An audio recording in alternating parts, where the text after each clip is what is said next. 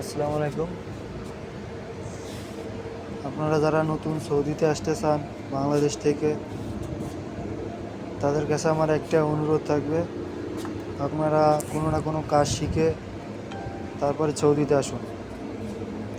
তা না হলে এখানে এসে অনেক বিপদে পড়তে হবে আপনাদের। কাজ পাবেন না, তারপরে কান্নাকাটি করবেন, ফ্যামিলিতে সমস্যা হবে। 5 লাখ 6 লাখ টাকা দিনা করে এখানে এসে তারপরে কাজ না পেয়ে ঘরে বসে থাকা, না খেয়ে অনেক কষ্ট করে অনেকেই বলে যে যারা আছে তারা কিভাবে আছে। তাহলে আসলে আপনি যখন আসবেন তখন বুঝবেন আসলে তারা কিভাবে আছে বা তারা কিভাবে কি করতেছে।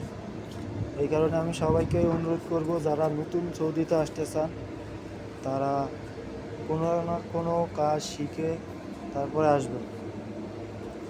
আর তাছাড়া কোনো দালালের খপ্পরে পড়বেন না, যে দালাল আপনাকে বলবে যে 3 মাসের আকামা করে দেব, তারপরে কাফেলা হয়ে কাজ করবে।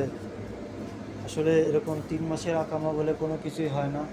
3 মাসে পাসপোর্টের একটা মেয়াদ থাকে, যেটা এয়ারপোর্ট থেকে দিয়ে দেয়, বা আপনার ভিসার মেয়াদ থাকে 3 মাস।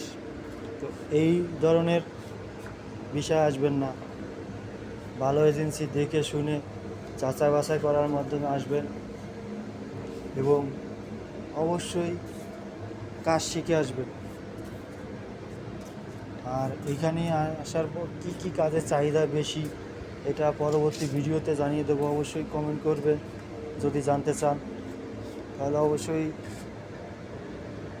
পরবর্তী ভিডিওর মাধ্যমে জানিয়ে দেবো এখানে কী কাজ শিখে আসলে কাজ পাবেন বা ভালোভাবে কাজ করতে পারবেন, নিয়মিত কাজ করতে পারবেন। সেই বিষয়গুলো পরবর্তী ভিডিওতে অবশ্যই জানিয়ে দেবো। তো আজকের মতো এখানেই শেষ করছি। ধন্যবাদ সবাইকে।